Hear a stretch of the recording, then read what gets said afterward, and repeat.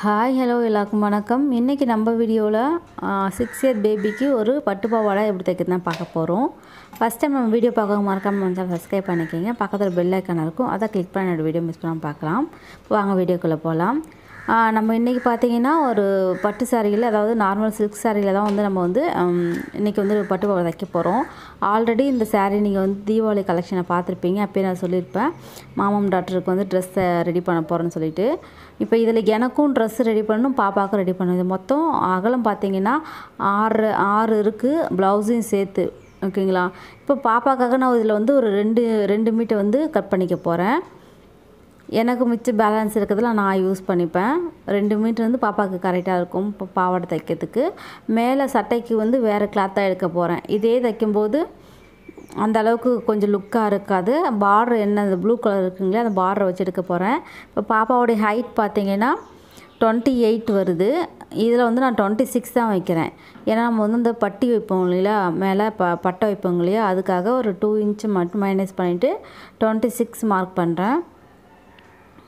இப்போ இங்கேருந்து ஒரு 2 இன்ச்சு மட்டும் எடுத்துக்கலாம். இப்போது இதை அப்படியே மடித்து போட்டு கட் பண்ணிக்கலாம். இந்த மாதிரி நான் மடித்து போடுறேன். கட் பண்ண கொஞ்சம் ஈஸியாக இருக்குன்றதுக்காக துணியை வந்து இந்த மாதிரி 4-3 மடித்து போட்டு நம்ம ஹைட்டுக்கு தகுந்த மாதிரி மார்க் பண்ணி தான். உங்களுக்கு வந்து இதில் பட்டு பாவாடை வந்து அந்த உள்ளே பிடிப்பாங்க இல்லையா, அந்தமாரி பிடிக்கணுன்னா எக்ஸ்ட்ரா ஒரு 2 இன்ச்சு இல்லை 3 இன்ச்சு கூட நீங்கள் விட்டுட்டு பிடிக்கலாம். எனக்கு அதெல்லாம் தேவையில்லை, ஸ்ட்ரைட்டாக இருந்தால் போதும் அப்படின்றதுனால நான் பாப்பாவோடைய கரெக்டான அளவுக்கு மட்டும் கட் பண்ணிக்கிறேன். இந்த மாதிரி கட் பண்ணிவிட்டு எடுத்துக்கோங்க. பாப்பாவுக்கு வந்து ஒரு நிறைய பேர் டவுட் வரும். 6 இயர்க்குன்றது பார்த்திங்கன்னா இந்த ஹைட் மட்டும்தான் உங்களுக்கு இதாகும். ஹைட்டு இடுப்பு சுற்றளவு மட்டும்தான். இது இந்த 2 மீட்டர்லேயே பார்த்திங்கன்னா நீங்கள் வந்து ஒரு 8 வயசு 9 வயசு ஹைட்டு கூட கரெக்டாக வரும். ஏன்னா ஹைட்டு சாரியோட ஹைட்டு இருக்குங்க இல்லையா, அதுக்கு கரெக்டாக வரும். 2 மீட்டருக்கு நீங்கள் யூஸ் பண்ணிக்கலாம். இப்போ இந்த மாதிரி ஃபுல்லாகவே அந்த கட் பண்ண பீஸை ஃபுல்லாகவே நம்ம ஃப்ளீட் வச்சு எடுத்துக்கலாம்.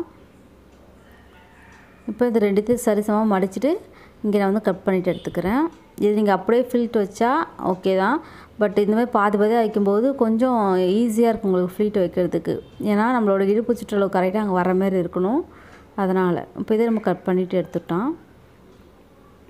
இப்போ இது எவ்வளோ இருக்குன்னு உங்களுக்கு காட்டுறேன். இது நிறைய பேருக்கு டவுட் வரும், சுருக்க வைக்க நீங்கள் எவ்வளோ துணி விடுறீங்கன்னு கேட்பாங்க. மொத்தம் 41 இருக்குது. என் பாப்பாவோட இடுப்பு சுற்றளவு பார்த்திங்கன்னா மொத்தமே 26 தான். அப்போ எனக்கு வந்து 13 வரணும். ஓகேங்களா? இப்போ இந்த 43 நான் பட்டை வச்சு சுருக்கி எனக்கு லாஸ்ட்டாக ஃபினிஷிங் வரும்போது எனக்கு 23, அதாவது இந்த பக்கம் 13, இன்னொரு பீஸ் 13 வர மாதிரி இருக்கணும். ஓகேங்களா? அந்த அளவுக்கு நம்ம ஃப்ளீட் வச்சா மட்டும் போதும். நான் உங்களுக்கு ஃப்ளீட் வச்சே காட்டுறேன்.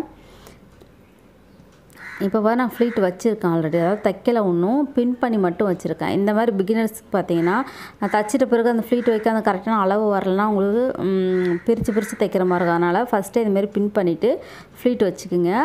ஃப்ளீட் வச்சுட்டு நம்ம அயன் பண்ணிக்கோங்க. அயன் பண்ணிங்கன்னா உங்களுக்கு தைக்கும்போது ரொம்ப ஈஸியாக இருக்கும். இப்போ இதில் வந்து நான் வந்து ஃபுல்லாக வச்சுட்டேன் இல்லையா, இப்போ 13 இன்ச்சு இங்கே வச்சு பார்க்குறேன். இந்த பக்கம் தைக்கிறதுக்கு ஒரு 1/2 இன்ச், அந்த பக்கம் தைக்கிறதுக்கு ஒரு 1/2 இன்ச் மட்டும் நான் விட்டுருக்கேன். மொத்தம் 14 எடுத்திருக்கேன் எல்லா பக்கமும் சேர்த்து. இந்த ஃப்ளீட் எடுக்கிறீங்களா, ஒவ்வொரு பாக்ஸுக்கும் பார்த்தீங்கன்னா கரெக்டாக இப்போ 1 இன்ச்சுனா 1 இன்ச்சு, 2 இன்ச்சுனா 2 இன்ச், அந்த மாதிரி ஒரே ஈவனாக எடுங்க. அப்போ தான் பார்க்க நல்லாயிருக்கும். இதே இப்போ இன்னொரு பீஸ் நம்ம வந்து எடுத்துட்டோம். இப்போ லைனிங் எப்படி கட் பண்ணுறதுன்னு பார்க்கலாம். நிறைய பேர் வந்து இதுவும் டவுட் கேட்டிருப்பீங்க, லைனிங் எப்படி கட் பண்ணுறதுன்னு. லைனிங்கும் அதே போல் தான், அதே 2 மீட்டர் தான் எடுத்திருக்கேன். அகலம் மட்டும் ஹைட் மட்டும் கொஞ்சம் கம்மி பண்ணியிருக்கேன். அதில் பார்த்திங்கன்னா நம்ம வந்து 26 எடுத்தோம் இல்லைங்களா, இதில் 24 தான் எடுத்திருக்கேன். தையலுக்கும் சேர்த்து 25 எடுத்திருக்கேன். ஓகேங்களா? அகலம் அகலம் பார்த்திங்கன்னா அதை விட கொஞ்சம் இதில் வந்து 32, 33 தான் எடுத்துருக்கேன். ஏன்னா நம்ம வந்து பாவாடைக்கு பட்டு சட்டைன்னும் போது ஃப்ளீட் நிறையா வைக்கும்போது பார்க்க அழகாக இருக்கும். பட் லைனிங் என்னும்போது நீங்கள் அந்தளவுக்கு ஃப்ளீட் வைக்க தேவையில்லை, கொஞ்சம் சின்னதாக வச்சா போதும். அதனால் நான் கொஞ்சம் அகலம் கம்மி பண்ணியிருக்கேன். அவ்வளோதான். இப்போ இது அதேமாரி வந்து தச்சு எடுத்துக்கலாம். இப்போ நம்ம பின் பண்ணி வச்சுருக்கோங்க இல்லையா, அதை அப்படியே மிஷினில் விட்டு தைச்சிக்க போகிறோம். வேறு ஒன்றும் பண்ணலை. நீங்கள் இதேமாதிரி ஃபஸ்ட்டு பின் பண்ணிவிட்டு உங்களுக்கு தைக்கும் பிகினர்ஸாக இருந்தாலும் சரி, இந்த மாதிரி பின் பண்ணிவிட்டு தைச்சா உங்களுக்கு ஈஸியாக இருக்கும். இது ரொம்ப வேலைலாம் இருக்காது. டக்குன்னு பின் பண்ணிவிட்டு மடிச்சுட்டு அந்த இடத்த பின் பண்ணிவிட்டால் கரெக்டாக ஈவனாக இருக்கும். அது தைக்கும்போது அப்படியே ஈஸியாக தைச்சிடலாம். சில பேர் வந்து ஏன் வந்து நம்ம மிஷினில் தைக்க வேணாம், நான் நல்லா தைக்க தெரிஞ்சவங்க தைக்கலாம், பிகினர்ஸாக இருக்கவங்களுக்கு சொல்கிறேன். அதில் வச்சு தைக்கும்போது உங்களுக்கு கரெக்டான அளவு தெரியாது. அதாவது ஃப்ளீட் நம்ம வச்சுட்டே இருப்போம். லாஸ்ட்டாக ஃப்ளீட் வச்சுட்டு பார்க்கும்போது ஒன்று ஹைட் நம்மளோட இடுப்போடைய சுற்றளவு வந்து குறையும், இல்லைனா அதிகமாகும். அந்த ஃபால்ட் வராமல் இருக்கிறதுக்கு இந்த மாதிரி நீங்கள் பின் பண்ணிகிட்டே வாங்க, டேப்பால் அளந்துட்டே வாங்க. அப்போ உங்களுக்கு ஈஸியாக இருக்கும். அதனால தான் தைக்கும்போது இந்த மாதிரி பின்னை நீங்கள் எடுத்து விட்டு தைச்சா ஈஸியாக இருக்கும். ஏன்னா அந்த மடிப்பு மாறாது, பின் பண்ணும்போது கரெக்டாக இருக்கும். பாருங்கள், இப்போ இது ஃபுல்லாகவே நம்ம தைச்சிட்டோம். இதே போல் அந்த பீஸ், இன்னொரு பீஸ் இதே போல் நம்ம தைச்சி எடுத்துக்கலாம். அதுவும் இதேமாதிரி போல் தான் பின் பண்ணி வச்சுருக்கேன். ஸ்ட்ரைட்டாக தையல் போட்டு எடுத்துக்கலாம். இதில் நிறைய பேருக்கு இன்னொரு டவுட் இருக்கும். இப்போ நீங்கள் மொதல் பட்டு பாவாடை சட்டை தைச்சி தரீங்க, அப்புறம் நம்ம அதுக்கு எவ்வளோ அமௌண்ட் வாங்குறது நிறைய பேர் தெரியாமல் இருக்கும். மேக்ஸிமம் ஒரு பாவாடை ஒரு சட்டை அந்த மாதிரி ஏதாவது நெக்குக்கு டிசைன் பண்ணாமல் சிம்பிளாக தைக்கிறதா இருந்தால் நீங்கள் தாராளமாக ஒரு 400 ரேஞ்சுக்கு வாங்கலாம். கொஞ்சம் நீங்கள் அவுட்டரில் இருந்தால் 400 அந்தமாரி வாங்கலாம். நல்ல மெயின் ஏரியாவில் இருக்கும்போது பட்டு பாவாடை சட்டைக்கு கண்டிப்பாக 500 மேலே 600 அந்த ரேஞ்சுக்கு வாங்கலாம். ஸ்டார்ட் பண்ணும்போது நீங்கள் தான் இப்போ தான் ஸ்டார்ட் பண்ணுறீங்க அப்படின்றதுனால கொஞ்சம் கம்மியாக கூட உங்கள் ஏரியாவை விட கொஞ்சம் ஒரு 10 ரூபா 20 ரூபா அந்தமாதிரி கம்மி பண்ணி வாங்கிக்கிங்க. இப்போ லைனிங் எடுத்துருக்கோம். லைனிங்கில் பார்த்தீங்கன்னா கீழ்ப்பக்கம் மட்டும் மடித்து தைச்சிக்கலாம். இந்த மாதிரி கீழ்ப்பக்கம் மடித்து தைச்சிட்டு நீங்கள் வந்து ஃப்ளீட் வைக்கும்போது உங்களுக்கு ஈஸியாக இருக்கும். ஃப்ளீட் வச்சுட்டு தைக்காதீங்க, ஃபஸ்ட்டே கீழே மடித்து தைச்சிடுங்க, அதுக்கப்புறம் ஃப்ளீட் வைக்கலாம்.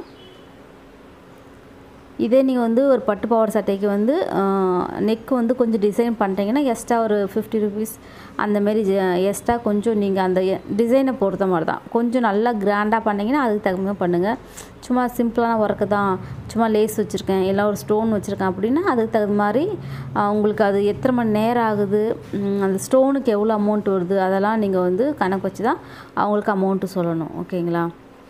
அதேமாரி இதில் பட்டு பாவாடை சட்டைக்கு மாதிரி நம்ம வீட்டில் குட்டீஸ் இருப்பாங்க. அவங்களுக்கு வந்து நீங்கள் தைச்சி போட்டு ஒரு ஃபங்க்ஷனுக்கோ எதுக்கோ ஒரு நல்ல விஷயத்துக்கு நம்ம கூட்டின்னு போகும்போது அதை பார்த்துட்டு அழகாக இருக்குன்னு சொல்லுவோம். அதை மாதிரியே நம்மளுக்கு ஆர்டர்ஸ் வரும். என்னுடைய ஸ்டூடெண்ட் பார்த்திங்கன்னா நிறைய இப்போ அவங்க இப்போ தான் கற்றுக்கிட்டாங்க, கிளாஸ் போய் கற்றுக்கிட்டாங்க. ஆனால் அதுக்குள்ளே அவங்களுக்கு வந்து ப்ளவுஸ் தைக்க ஆர்டர் வந்திருக்கு. அதேமாதிரி பார்த்திங்கன்னா ஃப்ராகு, பட்டு பாவாடை சட்டை அதெல்லாம் பக்கத்து வீட்டில் இருக்கிறவங்க நிறைய பேர் ஆர்டர்ஸ் கொடுத்துருக்காங்க. அவங்க எனக்கு ஃபோன் பண்ணி சொன்னாங்க, ஃபோட்டோவும் சென்ட் பண்ணி விட்டாங்க. ரொம்ப சந்தோஷமாக இருந்தது. அந்த மாதிரி தான் அவங்களுடைய பாப்பாவுக்கு வந்து நிறைய வெரைட்டி அது ரொம்ப காஸ்ட்லியெல்லாம் இல்லை. அவங்க சேரீயில் இருக்கிற ஓல்டு சேரீ வச்சு தான் நிறைய டிசைன் பண்ணியிருந்தாங்க. அதை பார்த்து நான் அவங்களுக்கு நிறைய ஆர்டர்ஸ் வந்துன்னு சொல்லிட்டு இருந்தாங்க. அந்த மாதிரி நீங்களும் ட்ரை பண்ணி பாருங்கள். இப்போ இந்த லைனிங்கும் பட்டு பாவாடை வச்சு அட்டாச் பண்ணியாச்சு. இப்போ இது ரெண்டுத்தையும் சேர்த்து நம்ம அட்டாச் பண்ண போகிறோம். ரெண்டுத்தையும் நல்ல பக்கமாக அப்படி வச்சுருங்க. வச்சுட்டு ஒரு 1/2 இன்ச்சு 1 இன்ச்சுக்கு சேர்த்து அட்டாச் பண்ண போகிறோம். இதில் என்னென்னு பார்த்தீங்கன்னா லைனிங்கையும் பட்டு பாவாடை சட்டையும் சேர்த்து ஃபுல்லாக வரைக்கும் அட்டாச் பண்ணலை. ஒரு 4 இன்ச் 3 இன்ச் வரைக்கும் அட்டாச் பண்ணிவிட்டு அதுக்கப்புறம் தனித்தனியாக அட்டாச் பண்ணுறோம். ஏன் இப்படி தனித்தனியாக பண்ணுறோம் பார்த்தீங்கன்னா லைனிங் கண்டிப்பாக தண்ணியில் போடும்போது துணி சுருங்க தான் செய்யும். அப்போ அதுக்கு ஈக்குவலாக அந்த பட்டு பாவாடையும் வந்து சில துணி வந்து கொஞ்சம் சுருங்காமல் இருக்கும். அப்போ வந்து அது ஒரு மாதிரி துணி இழுத்துன்னு இருக்க மாதிரி இருக்கும். அதனால் ஃபஸ்ட்டு நான் வந்து பட்டு பாவாடை சட்டையை வந்து தனியாக தைச்சிக்கிறேன். அதுக்கப்புறமா லைனிங் அட்டாச் பண்ணுறோம். இந்த மாதிரி அட்டாச் பண்ணும்போது நீங்கள் லைனிங் துணி சுருங்கினாலும் இப்போ இந்த கிளாத்துக்கும் அந்த கிளாத்துக்கும் ஒன்றும் ப்ராப்ளமே இருக்காது. தனித்தனியாக இருக்கிறதுனால ஃபினிஷிங் நல்லா நீட்டாக இருக்கும். இப்போ இதை ஃபினிஷ் பண்ணிட்டு இல்லைங்களா? இப்போது இந்த பட்டு பாவாடை சட்டையை உள்ளே தள்ளிட்டு லைனிங் அப்படி இழுத்திங்கன்னா உங்களுக்கு அழகாக வரும். இப்போ அது மேலே நம்ம வந்து அட்டாச் பண்ணி தைச்சிக்கலாம். இங்கே பாருங்கள், இன்னும் உள்ள பக்கம் தள்ளிட்டு சின்னதாக அங்கே ஒரு கேப் வரும். அந்த கேப் ஒன்றும் ப்ராப்ளம் இல்லை. அந்த கேப்பை மட்டும் விட்டுட்டு மற்ற இடத்தெல்லாம் அப்படி இங்கே ஸ்ட்ரைட்டாக தையல் போட்டு எடுத்துக்கோங்க.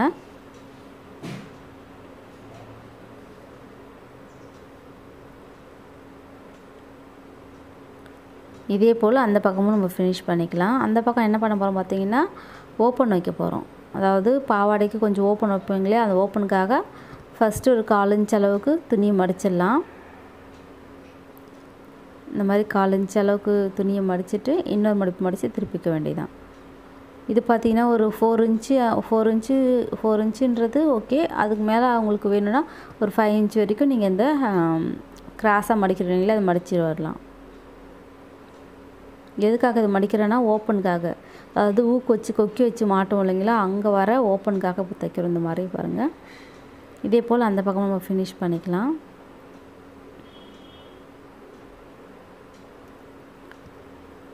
இந்த மாதிரி மடித்து தைச்சிக்கோங்க. இப்போ நீங்கள் வந்து எங்கே அது லாஸ்ட்டாக முடியுதோ அந்த இடத்துல தையல் போட்டால் உங்களுக்கு வந்து அந்த ஓப்பன் வந்து நல்லா ஈஸியாக இருக்கும். பாப்பாவுக்கு அது கழட்டி மாட்டுறதுலாம் ஈஸியாக இருக்கும். இப்போ மேலே அந்த பட்டை வைப்போங்க இல்லையா, அங்கே அதுக்காக இது வந்து ஒரு 4 இன்ச் அளவுக்கு நான் வந்து ஒரு பீஸை கட் பண்ணி எடுத்திருக்கேன்.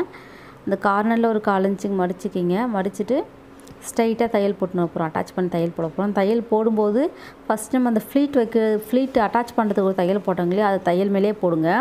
அப்படி போடாமல் நீங்கள் தள்ளி போட்டிங்கன்னா உங்களுக்கு அந்த ஃப்ளீட்டுக்கு போட தையல் வந்து இங்கே வெளியில் தெரியும். அதனால் கரெக்டாக அதை மட்டும் பார்த்து போடுங்க. இப்போ இதை நம்ம தையலை போட்டுட்டு இதை அப்படியே அட்டாச் பண்ணி அப்படியே விட்டுற வேண்டியதான். இப்போ வந்து ஸ்கர்ட்டோட ஃபுல்லாகவே அந்த அகலம் ஃபுல்லாகவே இதை ஃபுல்லாக நம்ம அட்டாச் பண்ணிக்கலாம். ஒரே ஈவனாக தையல் போடுங்க. போடும்போது ரொம்ப ஈஸி. ஒரு மேக்ஸிமம் பார்த்திங்கன்னா அந்த ஃப்ளீட்டு வச்சுட்டு நம்ம தைக்கும்போது பார்த்திங்கன்னா ஒரு 10 நிமிஷத்தில் அழகான ஒரு பட்டு பாவாடை நம்ம ரெடி பண்ணிடலாம். பட்டு பாவாடை தைக்கிறது ரொம்ப ரொம்ப ஈஸி. இப்போ இந்த எக்ஸ்ட்ரா கட் பீஸை கட் பண்ணிவிட்டு இங்கே ஒரு 1/4 இன்ச்சுக்கு மடிச்சுட்டு தைக்க போகிறோம்.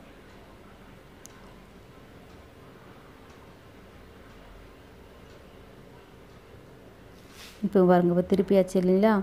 இப்போது இங்கே மறுபடியும் ஒரு மடிப்பு மடிச்சிருங்க. ஒரு 1/4 இன்ச்சுக்கு மடிச்சுட்டு இப்போது உங்களுடைய அகலத்துக்கு தகுந்த மாதிரி இப்போ நான் இங்கே வந்து ஒரு 1.5 இன்ச்சுக்கு வந்து எனக்கு வந்து அகலம் வந்தால் போதும் அப்படின்ட்டு மடித்து தைக்கிறேன்.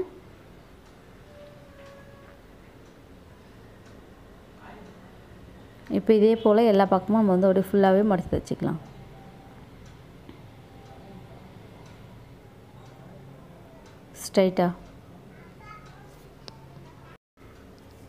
ஸ்ட்ரைட்டாக தையல் போட்டு எடுத்துக்கோங்க. இப்போ இது ஃபுல்லாக நம்ம வந்து ஃபினிஷ் பண்ணிட்டோம். சைடு மட்டும் அட்டாச் பண்ணோன்னா பட்டு பாவாடை வந்து நம்ம ஒரு ஈஸியாக வந்து ரெடி பண்ணிட்டோம். ஓகேங்களா. இது வந்து இங்கே லைனிங் தனியாக நம்ம ஃப்ளீட் வைக்கிறோம், அது மட்டும்தான். மற்றபடி வேறு ஒன்றும் இல்லை, ரொம்ப ஈஸியாக முடிச்சிடலாம். ஹைட்டு மட்டும் இப்போ பாப்பாவுக்கு வந்து 6 இயர்ஸ் சொன்னோம் இல்லையா. அப்போ 6 இயர் பேபி வந்து பாப்பாவோட கொஞ்சம் ஹைட்டாகவும் இருப்பாங்க. பாப்பா வந்து ரொம்ப லீனாக தான் இருப்பாங்க. பாப்பாவோட அதாவது நார்மலாக இருக்க பசங்களுக்கு இடுப்பு சுற்றளவு மட்டும் உங்கள் பாப்பாவுக்கு என்ன வருதோ அதை மார்க் பண்ணிக்கிங்க. அதுக்கு தகுந்த மாதிரி ஃப்ளீட்டுடைய அகலத்தை கொஞ்சம் அகலப்படுத்திக்கலாம். ஹைட்டு பாப்பாவுக்கு என்ன ஹைட் வருதோ அந்த ஹைட் எடுத்துக்கோங்க. அவ்வளோதான் டிஃப்ரெண்ட், தவிர அதிகமாக வராது. இப்போ இடுப்பு சுற்றளவு வேணால் ஒரு 1 இன்ச்சு 2 இன்ச்சு அந்த மாதிரி ஆட் பண்ணுற மாதிரி வரும். அதேமாதிரி ஹைட்டு பார்த்திங்கன்னா கம்மி பண்ணுற மாதிரியும் வரலாம், அதிகப்படுத்துகிற மாதிரியும் வரலாம். பாப்பாவோடைய ஹைட்டை பொறுத்து தான் அதெல்லாம் இருக்குது. உங்கள் பாப்பாவோடைய ஹைட்டை பொறுத்து நீங்கள் அந்த அளவு மார்க் பண்ணி, நான் எப்படி கட் பண்ணுறனோ தைக்கிறதெல்லாம் ஒரே மெத்தடு தான், அளவு மட்டும்தான் மாறும். இப்போ இதுக்கு நான் 2 மீட்டர் எடுத்து ப்ளவுஸ் அதாவது புடவையிலேருந்து கட் பண்ணி எடுத்திருக்கேன். இப்போ நீங்கள் வந்து வீட்டில் இருக்கிற ஒரு புடவை வச்சு நீங்கள் தைச்சாலும் அதே 2 மீட்டரை வச்சு நீங்கள் கட் பண்ணிங்கன்னா ஃப்ளீட்டு நிறையா வரும். அதனால தான் 1.5 மீட்டருக்கும் நம்ம தைக்கலாம். அப்போ என்ன ஆகும் பார்த்திங்கன்னா ஃப்ளீட் வந்து கம்மியாகும். அதனால தான் இப்போது அட்டாச் பண்ணி இந்த பக்கமும் நம்ம ஜாயின் பண்ணிடலாம். அப்போ நம்ம தைச்சி விட்டோம் இல்லைங்களா, அங்கேருந்து மறுபடியும் தைக்க போகிறோம். லைனிங்கை விட்டுட்டு பட்டு பாவாடையில் மட்டும் தைக்கிறோம். இப்போ இதை தைச்சி முடிச்சோடனே நம்ம வந்து லைனிங்கை அட்டாச் பண்ணிடலாம். தனித்தனியாக அட்டாச் பண்ணிகிட்ருக்கோம் ரெண்டுத்துமே.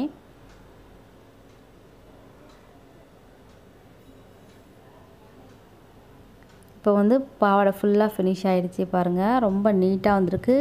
கீழே வந்து உள்ளே வந்து லைனிங் கொஞ்சம் புஃப்னு தூக்கிட்டுனால உங்களுக்கு இப்படி இருக்குது. அதை அயர்ன் பண்ணிட்டீங்கன்னா நல்லா ஃப்ளாட்டாக இருக்கும், பார்க்க ரொம்ப அழகாக இருக்கும். கண்டிப்பாக ட்ரை பண்ணி பாருங்கள். Thank you so much.